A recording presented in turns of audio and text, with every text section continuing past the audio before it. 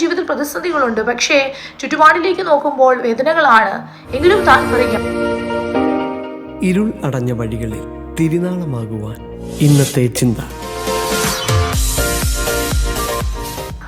Price Lord. ദൈവനാമത്തിന് മഹത്വമുണ്ടാകട്ടെ. മീഖാ പ്രവാചകന്റെ പുസ്തകം 7-ാമത്തെ അധ്യായത്തിൽ കടന്നു വരുമ്പോൾ അവിടെ പ്രവാചകൻ തൻ്റെ സാഹചര്യങ്ങളിലേക്ക് നോക്കിയിട്ട് താൻ വിലയിരുത്തുന്ന ചില കാര്യങ്ങളും അതുപോലെ തന്നെ തൻ്റെ ജീവിതത്തിലെ ചില തീരുമാനങ്ങളും ദൈവത്തോട് താൻ അപേക്ഷിക്കുന്ന ചില പ്രാർത്ഥനകളുമാണ് പ്രധാനമായിട്ട് നമുക്ക് കാണുവാൻ കഴിയുന്നത്. അതിൻ്റെ 1-ാമത്തെ വാക്യത്തിൽ ഇങ്ങനെ പറഞ്ഞു, എനിക്ക് അയ്യോ കഷ്ടം, പഴം പറിച്ച ശേഷം എന്ന പോലെയും മുന്തിരിപ്പഴം പറിച്ച ശേഷം കാല പറക്കുന്നത് പോലെയും ഞാൻ ആയല്ലോ.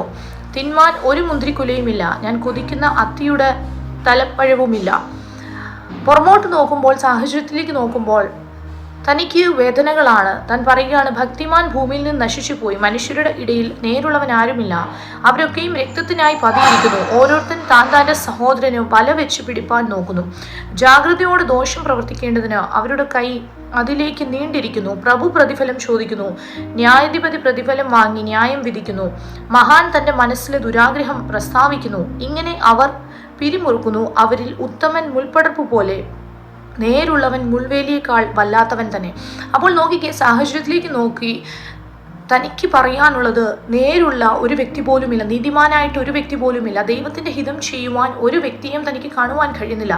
ഒത്തിരിയധികം പ്രതിസന്ധി നിറഞ്ഞ ഒരു പശ്ചാത്തലത്തിൻ്റെ മധ്യത്തിലാണ് ഇവിടെ പ്രവാചകൻ നിൽക്കുന്നത്. പക്ഷേ താൻ ചില കാര്യങ്ങളെക്കുറിച്ച് പറയുമ്പോഴും വീണ്ടും താൻ പറയുകയാണ്, കൂട്ടുകാരനെ വിശ്വസിക്കരുത്, സ്നേഹിതനിൽ ആശ്രയിക്കരുത്. അത് 5-ാമത്തെ വാക്യത്തിൽ നമുക്ക് കാണുവാൻ കഴിയുന്നുണ്ട്. എന്നിട്ട് താൻ പറയുകയാണ്, മകൻ അപ്പനെ നിന്ദിക്കുന്നു, മകൾ അമ്മയോടും മരുമകൾ അമ്മാവിയമ്മയോടും എതിർത്ത് നിൽക്കുന്നു, മനുഷ്യന്റെ ശത്രുക്കൾ അവൻ്റെ വീട്ടുകാർ തന്നെ. ഇത് ഇങ്ങനെയുള്ളൊരു സാഹചര്യത്തിന് മധ്യത്തിൽ ഇവിടെ പ്രവാചകൻ നിൽക്കുകയാണ്. പക്ഷേ സ്തോത്രം, തൻ്റെ ജീവിതത്തിൽ ചില തീരുമാനങ്ങളുണ്ട്, തൻ്റെ ജീവിതത്തിൽ ചില ഡിസിഷൻസ് ഉണ്ട്. 7-ാമത്തെ വാക്യത്തിൽ താൻ പറയുക, ഞാനോ യഹോവയെങ്കിലേക്ക് നോക്കും, എൻ്റെ രക്ഷയുടെ ദൈവത്തിനായി കാത്തിരിക്കും, എൻ്റെ ദൈവം എൻ്റെ പ്രാർത്ഥന കേൾക്കും. തൻ്റെ ജീവിതത്തിൽ പ്രതിസന്ധികളുണ്ട്, പക്ഷേ ചുറ്റുപാടിലേക്ക് നോക്കുമ്പോൾ വേദനകളാണ്. എങ്കിലും താൻ പറയുകയാണ്, ഞാൻ യഹോവയെങ്കിലേക്ക് നോക്കും. ലോകത്തിലേക്ക് നമുക്ക് നോക്കുമ്പോൾ പലപ്പോഴും നമ്മുടെ ജീവിതത്തിൽ വിശ്വാസം കുറഞ്ഞു പോകുന്ന സാഹചര്യങ്ങളാണ്. ലോകത്തിലേക്ക് നോക്കുമ്പോൾ പലപ്പോഴും ദൈവത്തിൽ നിന്ന് പോലും അകന്നു പോകുന്ന മേഖലകളായിരിക്കും നമ്മുടെ മുൻപിലൊക്കെ നമ്മൾ കാണുന്നത്. പക്ഷേ ദൈവസന്നിധാനത്തിൽ ഒരു ഉറപ്പോടെ തീരുമാനത്തോടെ താൻ പറയുക, ഞാൻ യഹോവയെങ്കിലേക്ക് നോക്കും, എൻ്റെ രക്ഷയുടെ ദൈവത്തിനായി ഞാൻ കാത്തിരിക്കും. തനിക്കൊരു ഉറപ്പുണ്ട്, എൻ്റെ ദൈവം എൻ്റെ പ്രാർത്ഥന കേൾക്കും. പ്രിയ ദൈവത്തിൻ്റെ പൈതലേ, നിന്റെ ജീവിതത്തിൽ നീ നാളുകളായി കാത്തിരിക്കുന്ന വിഷയം എന്തു തന്നെയാണെങ്കിലും ദൈവം പ്രാർത്ഥന കേൾക്കുവാൻ വിശ്വസ്തനായ കർത്താവാണ്. താൻ പറയുക 8-ാമത്തെ വാക്യത്തിൽ, എൻ്റെ ശത്രുവായവളെ എന്നെ ചൊല്ലി സന്തോഷിക്കരുത്, വീണു എങ്കിലും ഞാൻ വീണ്ടും എഴുന്നേൽക്കും. ഞാൻ ഇരുട്ട് തിരുന്നാലും യഹോവ എനിക്ക് വെളിച്ചമായിരിക്കുന്നു. യഹോവ എൻ്റെ വ്യവഹാരം നടത്തി എനിക്ക് ന്യായം പാലിച്ചു തരുവോളം ഞാൻ അവൻ്റെ ക്രോധം വഹിക്കും. പ്രതിസന്ധികളുണ്ട്, പ്രതികൂലങ്ങളുണ്ട്, പക്ഷെ താൻ പറയുക തൻ്റെ ജീവിതത്തിൽ ശത്രുക്കളുണ്ട്, വൈരികളുണ്ട്, തൻ്റെ പരാജയം ആഗ്രഹിക്കുന്നവരുണ്ട്. ഇരുട്ടിലിരുന്നാലും യഹോവ എനിക്ക് വെളിച്ചമായി തീരും. തനിക്ക് ഒത്തിരിയധികം പ്രത്യാശയുണ്ട്. താൻ പറയുക, അവൻ എന്നെ വെളിച്ചത്തിലേക്ക് പുറപ്പെടുവിക്കുകയും ഞാൻ അവൻ്റെ നീതി കണ്ട് സന്തോഷിക്കുകയും ചെയ്യും. എൻ്റെ ശത്രു അത് കാണും. നിന്റെ ദൈവമായ യഹോവ എവിടെ എന്ന് എന്നോട് പറഞ്ഞവൾ ലജ്ജ മൂടും. എൻ്റെ കണ്ണ് അവളെ കണ്ട് രസിക്കും. പ്രതിസന്ധികളുടെ മധ്യത്തിൽ ഇരുന്നു കൊണ്ടും ഒരു പ്രവാചകൻ എങ്ങനെ പറയുവാൻ കഴിയുന്നുവെങ്കിൽ, പ്രിയ ദൈവത്തിൻ്റെ ജനമേ, നമ്മുടെ ജീവിതത്തിൽ നാം കടന്നു പോകുന്ന ഓരോ പ്രശ്നങ്ങളും, നാം നേരിടുന്ന ഓരോ പ്രയാസങ്ങളും അത് കർത്താവിൻ്റെ സന്നിധാനത്തിലുണ്ട്. ദൈവം അറിയാതെയല്ല. വീണ്ടും അത് നമ്മൾ താഴോട്ട് വായിച്ചു വരുമ്പോൾ താൻ ദൈവസന്നിധാനത്തിൽ കഴിക്കുന്ന ചില പ്രാർത്ഥനകൾ നമുക്ക് കാണുവാൻ കഴിയുന്നുണ്ട്. ശൂന്യതയുടെ മധ്യത്തിലാണ് ജനം നിൽക്കുന്നത്.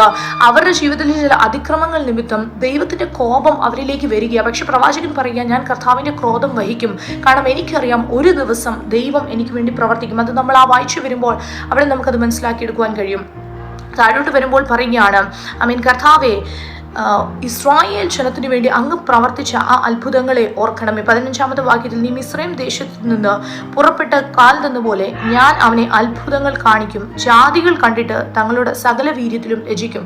താൻ കർത്താവിനോട് പ്രാർത്ഥിക്കുമ്പോൾ വീണ്ടും പറയുക, കർത്താവെ, ആ അത്ഭുതങ്ങളെ ഒന്ന് കാണിക്കണമേ, ജാതികൾ ഇത് മനസ്സിലാക്കുവാൻ കഴിയണം. അകൃത്യം ക്ഷമിക്കുന്ന ഒരു യഹോവയെക്കുറിച്ച് ഈ അധ്യായത്തിൽ താൻ പറയുന്നുണ്ട്. 12-ാമത്തെ വാക്യത്തിൽ പറയുക, അകൃത്യം ക്ഷമിക്കുകയും തൻ്റെ അവകാശത്തിൽ ശേഷിപ്പുള്ളവരോട് അതിക്രമം മോചിക്കുകയും ചെയ്യുന്ന നിന്നോട് സമനായ ദൈവം ആരുള്ളൂ?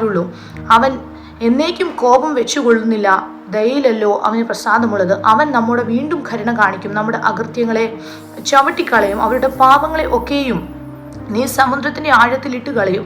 പുരാതന കാലം മുതൽ നീ ഞങ്ങളുടെ പിതാക്കന്മാരോട് സത്യം ചെയ്തിരിക്കുന്ന നിന്റെ വിശ്വസ്തത നീ യാക്കോബിനോടും നിന്റെ ദയ അബ്രഹാമിനോടും കാണിക്കും. അങ്ങനെ എൻ്റെ പ്രിയ ദൈവത്തിന്റെ ജനമേ, ആമേൻ, സ്തോത്രം. ദൈവം വിശ്വസ്തനാണ്. ദൈവം നമ്മുടെ അകൃത്യങ്ങളെ ഓർത്തു വെക്കത്തില്ല. Praise the Lord. ആമേൻ. സമുദ്രത്തിന്റെ ആഴത്തിലേക്ക് കർത്താവ് അത് ഇട്ട് കളയും. കർത്താവ് നമ്മോട് ക്ഷമിക്കും. ഹല്ലേലൂയ. നമ്മുടെ ജീവിതത്തിൽ അകൃത്യങ്ങളെയൊക്കെ ഏറ്റുപറഞ്ഞ് നമ്മോട് കരുണ കാണിക്കുന്ന, നമ്മുടെ ജീവിതത്തിൽ വാഗ്ദത്തങ്ങളെ നിവർത്തിക്കുന്ന അബ്രഹാമിനോടും ഇസ്ഹാക്കിനോടും പിതാക്കന്മാരോടും ആമേൻ വാഗ്ദത്തം ചെയ്ത കർത്താവ് ആ വാഗ്ദത്തങ്ങളെ നിവർത്തിപ്പാൻ ശക്തനാണ്. ദൈവത്തിൽ നമുക്ക് ആശ്രയിച്ചും യാത്ര തുടരാം. കർത്താവ് ഈ വശങ്ങളാൽ ഇവരെയും സഹായിക്കട്ടെ. Thank you and God bless you all.